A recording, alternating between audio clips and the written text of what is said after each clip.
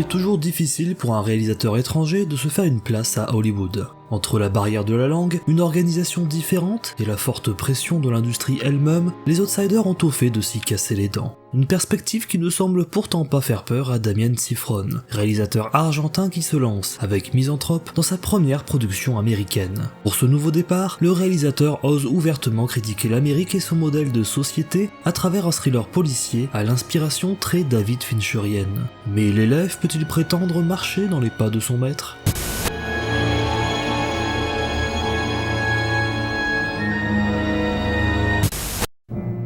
Misanthrope, personne qui manifeste de l'aversion pour tout le genre humain. Un titre évocateur pour un film qui l'est tout autant, car contrairement à ce que laisse penser le titre américain, maladroitement renommé To Catch a Killer ou Chasse au tueur dans la langue de Céline Dion, Misanthrope offre bien plus qu'une simple histoire de chasse à l'homme. De par ses personnages d'abord, d'Eleanor Falco, jeune enquêtrice de la police, à Geoffrey Lamarck, agent du FBI, tous, tueurs compris, ont leur lot de traumatismes, de parts sombres et de désillusions. Ces sentiments et ressentiments dépeignent, entre autres péripéties, une toile amère de l'Amérique moderne. Plutôt que de nous proposer de suivre des figures héroïques, le réalisateur préfère embrasser l'idée d'un chaos ambiant, l'illustrer d'abord à travers ses protagonistes principaux, avant de le cristalliser ensuite à travers la figure mystérieuse du tueur. C'est ainsi qu'une simple chasse à l'homme bascule dans une chasse au mobile, où le coupable n'est plus seulement l'individu, mais se révèle, petit à petit, être le système tout entier. Une fatalité qui n'épargne personne, d'un côté ou de l'autre de la loi et de la morale. Pour entretenir ce discours et servir ses idées, le réalisateur adopte un style tranché et révèle s'inspirer notamment de Seven de David Fincher ou de Le silence des agneaux de Jonathan Demme.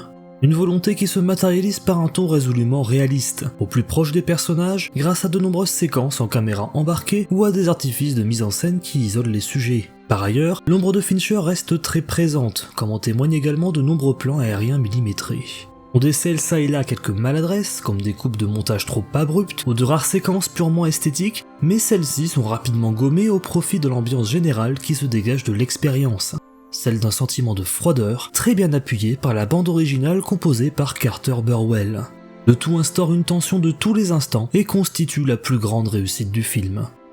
Mais ce n'est pas tout, car au travers de cette enquête, le métrage fait mieux encore qu'un simple thriller policier. Il y glisse sa satire, évoquant aussi bien l'écologie, la vanité du capitalisme ou le marasme de la politique. Malgré des ficelles un peu grosses, la portée de l'intention et des messages, eux, restent intacts.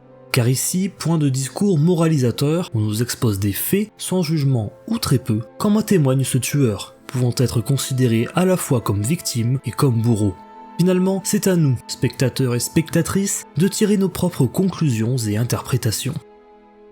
Avec Misanthrope, Damien Szifron se réapproprie le thriller policier, pioche chez les meilleurs, David Fincher en tête, mais n'oublie pas d'y insuffler sa propre sensibilité.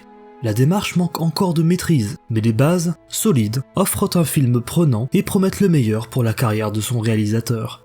On espère seulement qu'il ne se noiera pas dans l'amertume dont il nous a fait montre ici, et qu'au contraire, il réussira à épuiser encore longtemps son inspiration et à nous livrer, un jour peut-être, le vrai renouveau tant attendu du thriller policier.